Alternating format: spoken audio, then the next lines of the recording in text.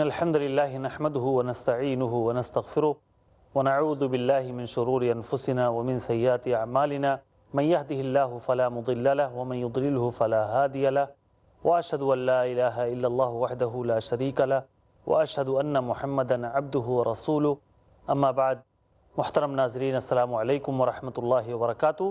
Programme الجھنے میں آپ سب کا خیر مقدم ہے۔ میں ہوں آپ کا میزبان عبدالباسط۔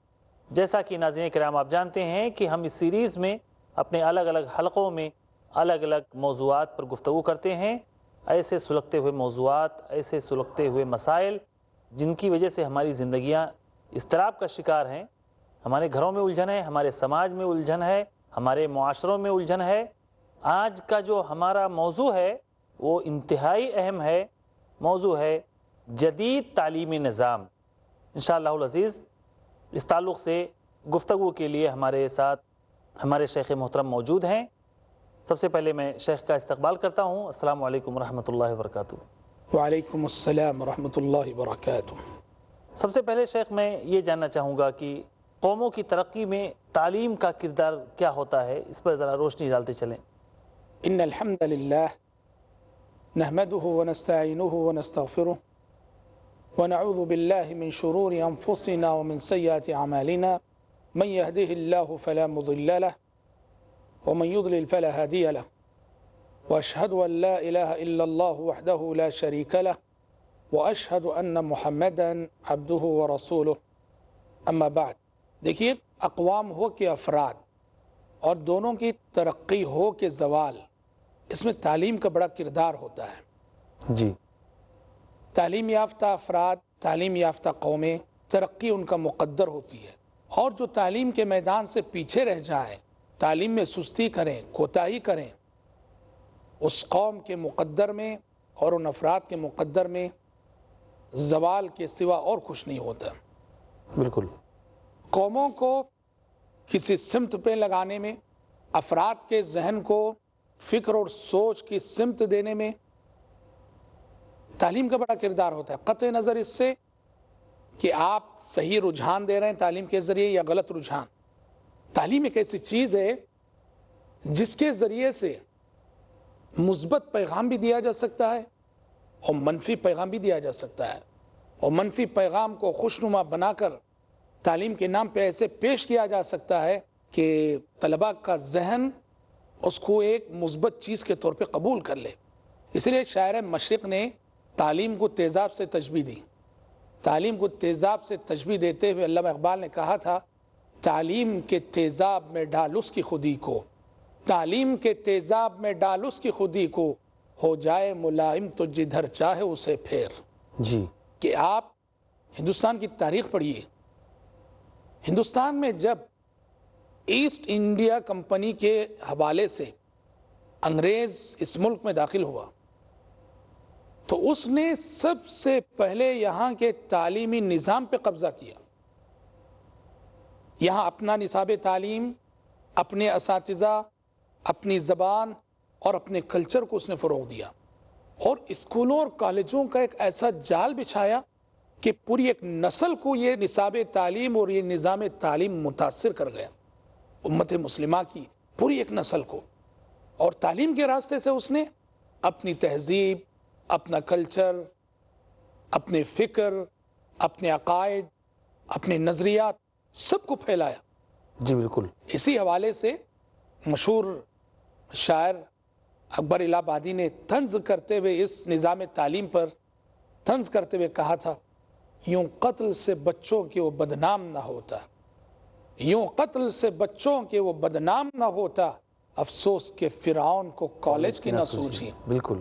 یہ دراصل موسیٰ علیہ السلام اور فرعون کے واقعے کے حوالے سے جدید نظام تعلیم پہ تنقید کرنے کا انداز تھا اکبر الہ آبادی کا۔ جی، کہا کہ فرعون سے کسی نجومی نے کہہ دیا تھا کہ بنو اسرائیل میں کوئی بچہ پیدا ہونے والا ہے جس کے ہاتھوں تیری حکومت کا خاتمہ ہونے والا ہے۔ جی، تو فرعون نے اس خطرے کا مقابلہ کرنے کے لیے یہ عملی اقدام کیا کہ بنو اسرائیل میں پیدا ہونے والے بچوں کو اس نے قتل کرنا شروع کیا۔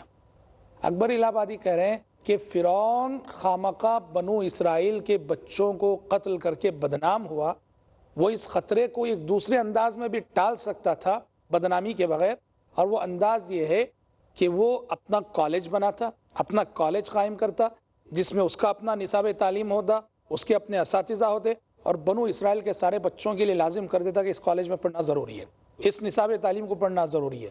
کہا کہ اس طرح یہ ہوتا کہ اسکول اور کالج میں پڑھنے کے بعد بنو اسرائیل کے سارے بچے فرعونی ذہن اور فرعونی کلچر میں جو ہے ڈھل جاتے، اور خود کی ضرورت ہی نہیں تھی، قتل کرنے کی ضرورت ہی نہ تھی، بدنام بھی نہ ہوتا۔ بالکل۔ تو یوں قتل سے بچوں کی وہ بدنام نہ ہوتا، افسوس کہ فرعون کو کالج کی نہ سوجے۔ اس طرح یقیناً تعلیم کا بڑا بنیادی کردار ہوتا ہے جی، قوم ہوں کہ افراد، دونوں کی ترقی میں بھی اور دونوں کے زوال میں بھی۔ تو شیخ، جو موجودہ تعلیمی نظام ہے اس کے اندر کیا نظریاتی خرابیاں آپ دیکھ رہے ہیں؟ دیکھیے، موجودہ جو تعلیمی نظام ہے اس کے اندر بنیادی طور پر نظریاتی خرابیوں کی بات اگر کی جائے تو سب سے پہلی خرابی ہمیں یہ نظر آتی ہے کہ اس نظام تعلیم کی بنیاد مذہب بیزاری پر ہے۔ یہ نظام تعلیم انسان کو مذہب سے جوڑتا نہیں ہے، مذہب سے کاٹتا ہے، انسان کو مذہب بیزار بناتا ہے، اس لیے کہ یہ وہ نظام تعلیم ہے جو انسان کو یہ پڑھاتا ہے اور یہ سمجھاتا ہے کہ انسان کی اصل بندر ہے، وہ کبھی بندر تھا، ترقی کرتے کرتے وہ اس مرحلے تک پہنچا ہے۔ یہ انسان جو اللہ تعالیٰ کی مخلوقات میں سے ایک عظیم مخلوق ہے، ایک شریف مخلوق ہے، اور اس کی اصلیت کے تعلق سے یہ ملحدانہ نقطہ نظر ہمارے طلبہ کو پڑھایا جائے جو ڈارون کا نظریہ ہے کہ انسان کی اصل بندر ہے، تو سمجھیے کہ ایسے نظریات کو پڑھنے والے ذہن کیسے بنیں گے؟ مذہب بیزار بنیں گے۔ اس لیے شاعر مشرق نے کہا کہ ہم سمجھتے تھے کہ لائے گی فراغت تعلیم، ہم سمجھتے تھے کہ لائے گی فراغت تعلیم، کسے خبر تھی کہ چلا آئے گا الہاد بھی ساتھ۔ تو یہ چیز دیکھیے، مذہب بیزاری ایک بنیادی نظریاتی خرابی ہے موجودہ نظام تعلیم کی اور موجودہ نصاب تعلیم کی، کہ وہ انسان کو مذہب سے نہیں جوڑتا ہے بلکہ وہ انسان کو مذہب سے کاٹتا ہے۔ یہ تو پہلی چیز۔ دوسری خرابی یہ ہے کہ آج جس نقطۂ نظر سے تعلیم دی جاتی ہے، جدید نظام تعلیم میں جس نقطۂ نظر سے پڑھایا جاتا ہے وہ خالص مادی نقطۂ نظر ہے۔ بے شک تعلیم کو اس حیثیت سے پیش کیا جاتا ہے اور اس حیثیت سے طلبہ کو پڑھایا جاتا ہے کہ تعلیم کو روزگار سے جوڑ دیا گیا، تم پڑھ رہے ہو اس لیے اور ہم پڑھا رہے ہیں اس لیے کہ کل کے روز تم اچھی کمائی کر سکو۔ معاش سے جوڑ دیا گیا، معاش سے جوڑ دیا گیا۔ ہم اس سے انکار نہیں کرتے کہ انسان کا مسئلہ معاش کسی حد تک تعلیم سے بھی جڑا ہو، اس سے ہمیں کوئی انکار نہیں ہے، لیکن تعلیم کا مقصد اولی یہ نہیں ہے، تعلیم کا مقصد اولی یہ نہیں ہے۔ بالکل۔ تعلیم اصل میں ہوتی ہے کہ انسان کے اندر علم آئے، انسان کی تربیت ہو، وہ اچھا انسان بنے، مثالی انسان بنے، مثالی سماج وجود میں آئے، خدمت خلق، یہ ساری چیزیں تعلیم کے بنیادی مقاصد میں سے ہیں۔ جی روزگار تو وہ دوسرا مسئلہ ہے۔ جی ہاں، اگر اس کو اولین درجہ دے دیا جائے، معاش کو اولین مقصد قرار دیا جائے، تو ہم سمجھتے ہیں کہ یہاں تعلیم کا پورا مقصد فراموش ہو گیا۔ بالکل۔ اے طائر لاہوتی اس رزق سے موت اچھی، اے طائر لاہوتی اس رزق سے موت اچھی، جس رزق سے آتی ہو پرواز میں کوتاہی۔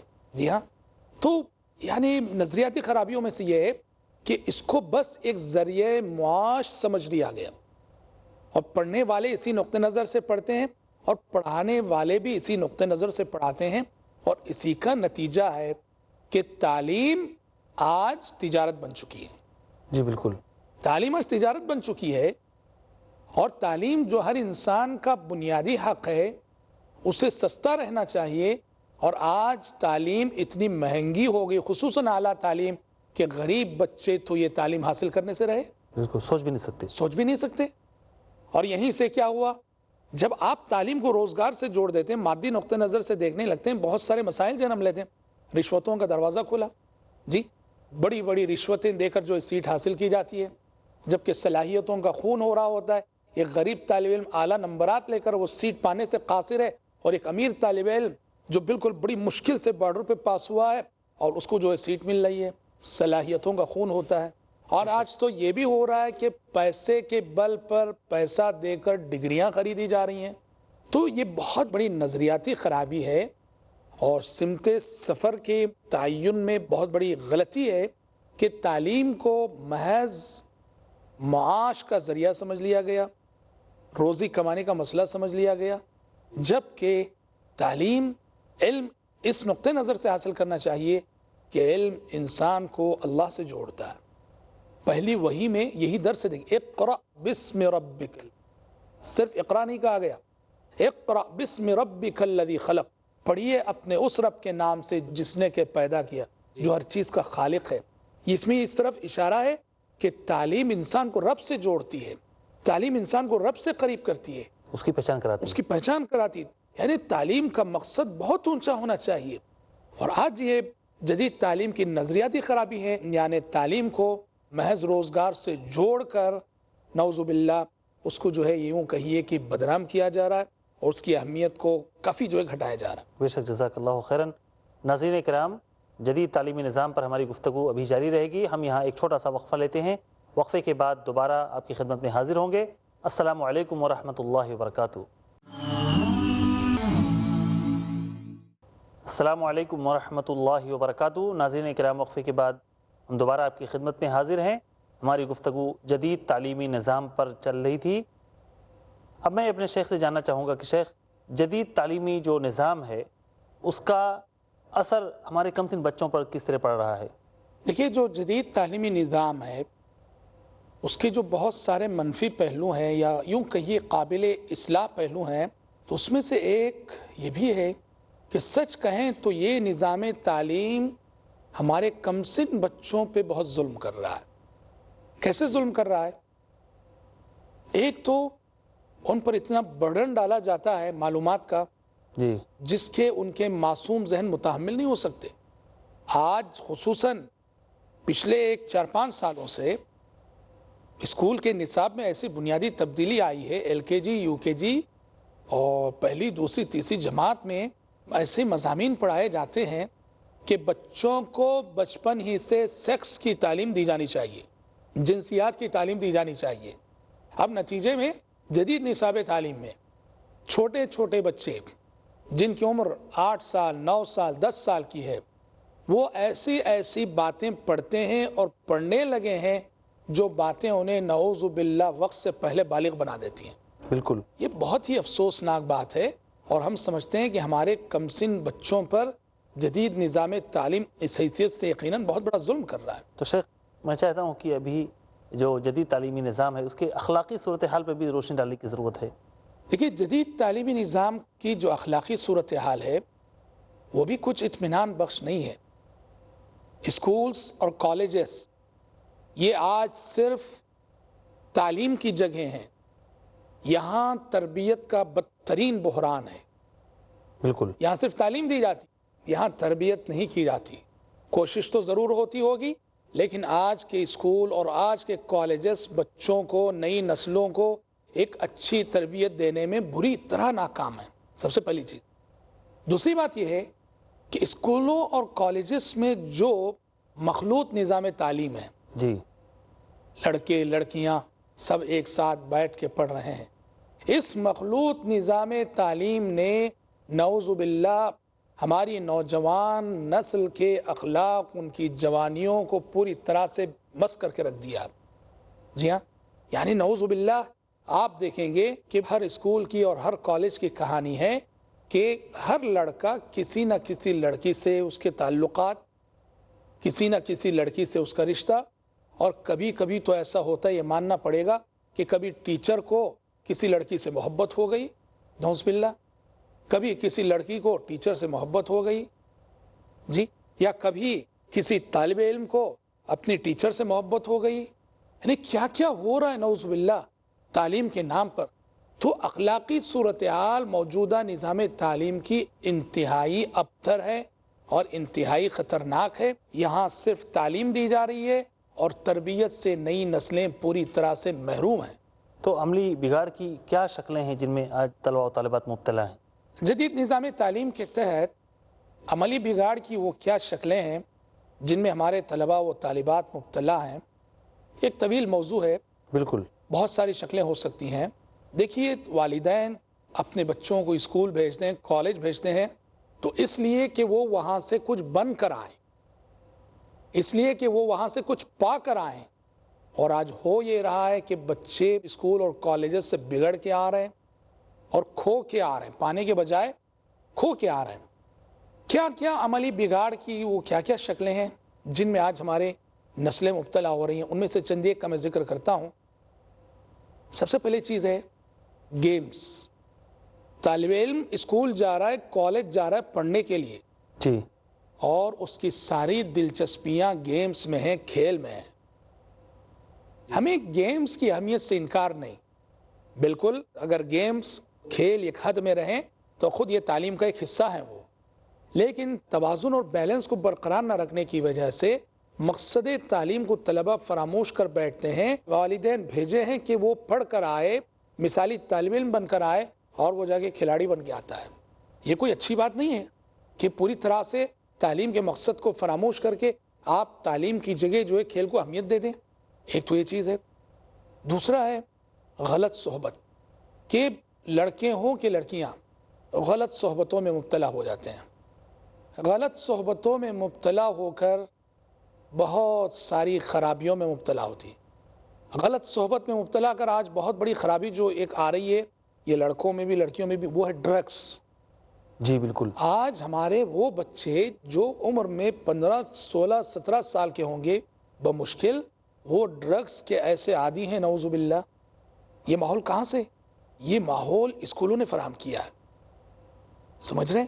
اسکولوں کے کلچر نے نعوذ باللہ آج نئی نسلوں کو ڈرگس کا عادی بنایا، اور طالب علم جب ڈرگس کا عادی بنتا ہے اسے نہ تعلیم کی فکر ہوتی ہے، نہ تربیت کی فکر ہوتی ہے، نہ ماں باپ کی فکر ہوتی ہے، وہ بس اپنی دنیا میں جو کھویا ہوا رہتا ہے۔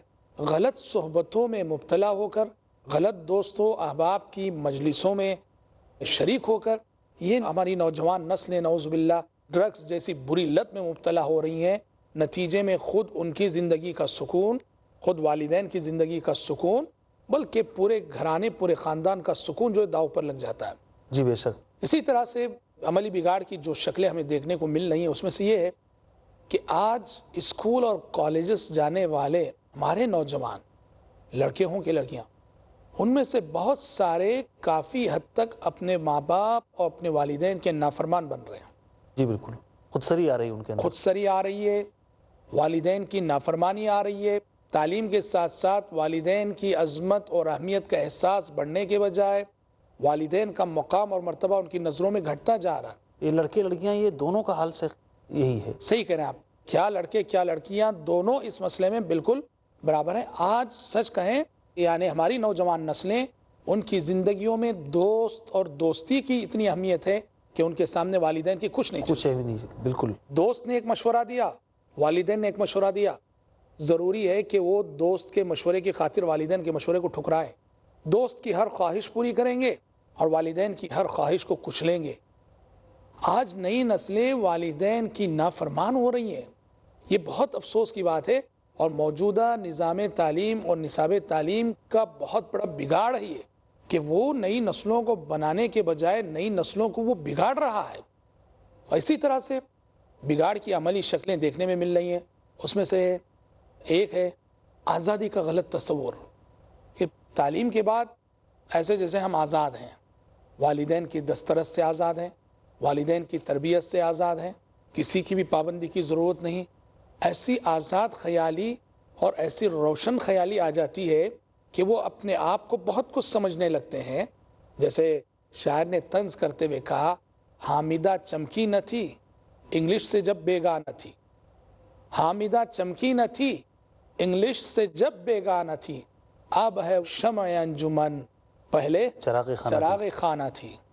ہماری لڑکیاں سمجھتی ہیں کہ روشن فکری کی علامت ہے، تعلیم یافتہ ہونے کی علامت ہے کہ وہ آزاد خیال ہو جائیں اور ہر پابندی سے آزاد ہو جائیں، والدین کی اطاعت نہیں، شرم و حیا کا پاس و لحاظ نہیں، لباس کا کلچر نہیں، کلچر کے نام پر نعوذ باللہ کلبوں میں جانا، اور کلبوں میں جو بے حیائی کی تہذیب پیش کی جاتی ہے اس بے حیائی کی تہذیب پہ فخر کرنا۔ ہم کیا کیا بتائیں، واللہ موجودہ تعلیمی نظام بہت بڑا مجرم ہے. جی بالکل. ہم مانتے ہیں کہ وہ تعلیم یعنی بہت کچھ دے بھی رہا ہے، لیکن ساتھ ساتھ تربیت کے ناحیے سے اگر دیکھا جائے تو موجودہ تعلیمی نظام تربیت کے معاملے میں بری طرح ناکام ہے، اور اس کی ساری ذمہ داری ہم موجودہ نظام ہی کو دیں گے، سارا الزام اسی کو دیں گے، اس لیے کہ ہماری بچوں کے، ہمارے نوجوانوں کے مستقبل کو یہی نظام جو ہے ضائع کر رہا ہے. شیخ، میں مجلس کے اختتام پر آپ سے کچھ ناصحانہ باتیں ان لوگوں کے لیے چاہتا ہوں، کچھ نوجوان لڑکے ہوں یا لڑکیاں، جیسے آپ نے کو ایجوکیشن یا مخلوط تعلیم کے بارے میں کہا، اس کی بے شمار خرابیاں ہیں جسے گنایا نہیں جا سکتا، بہت ساری باتیں آپ نے بتائیں، لیکن کچھ صالح نوجوان لڑکے اور لڑکیاں جو کالج میں جاتے ہیں اپنے پردے کی حفاظت کر کے یا اپنے نگاہوں کی حفاظت کر کے وہاں رہنا چاہتے ہیں، ان کے لیے آپ کی کیا نصیحت ہے کہ وہاں اپنے دین کو کیسے برقرار رکھ سکتے ہیں، وہاں کیا وہ رول ادا کر سکتے ہیں؟ شیخ، بہت صحیح سوال کیا آپ نے کہ کالجوں کے ماحول کے اس بگاڑ کے باوجود ہمارے کچھ نوجوان اور ہماری کچھ بہنیں ماشاءاللہ جی بالکل ایسے ہیں کہ جو ان چیلنجز کے باوجود اپنے دین، اپنے اخلاق اور اپنی جوانی کی حفاظت کرتے ہیں. الحمدللہ ثم الحمدللہ، واللہ یہ بہت بڑا مجاہدہ ہے، بہت بڑا جہاد ہے. ان سے بس ہم اتنا کہیں گے کہ وہ اسی طرح دین پر قائم رہیں اور اللہ تبارک و تعالیٰ سے ہمیشہ استقامت کی دعا کرتے رہیں. بے شک کہ اللہ اسی دین کے طریقے پر، اخلاق کے طریقوں پر ہمیں ثابت قدم رکھ کہ ہم اپنی جوانیوں کی حفاظت کرتے ہوئے تعلیم حاصل کر سکیں. ہمیشہ وہ دعاؤں کا سہارا لیں. جزاک اللہ خیراً. ناظرین کرام، جدید تعلیمی نظام کی خرابیوں کو آپ نے دیکھا کہ جیسے کہ علامہ اقبال شاعر مشرق نے کہا تھا کہ ہم نے سوچا تھا کہ لائے گی فراغت تعلیم، کیا خبر تھی کہ چلا آئے گا الہاد بھی ساتھ. اس جدید تعلیمی نظام نے جتنا الہاد پھیلایا ہے، بے دینی پھیلائی ہے، اتنا کسی چیز نے نہیں پھیلایا ہے، اور نوجوانوں کے دماغوں کو جتنا اس جدید تعلیمی نظام نے بگاڑا ہے، کوئی بھی چیز اتنا زیادہ اثر انداز ان کے دماغوں پر نہیں ہوئی ہے. اس لیے ہمارے نوجوانوں کو، خصوصی طور پر جو ہمارے مسلم نوجوان بھائی یا بہنیں کالج جاتے ہیں، انہیں ضرورت ہے کہ جدید تعلیمی نظام کے جو سائیڈ ایفیکٹس ہیں، جو اس کے نقصانات ہیں، جو اس کے جو مضر اثرات ہیں، ان سے باخبر رہنے کی ضرورت ہے، اور اس طوفان میں انہیں ضرورت ہے کہ اللہ رب العالمین سے دعا کرتے رہیں کہ اللہ رب العالمین انہیں استقامت دے تاکہ وہ اس فتنے کا بہادری کے ساتھ مقابلہ کر سکیں. آمین یا رب العالمین. والسلام علیکم ورحمۃ اللہ وبرکاتہ.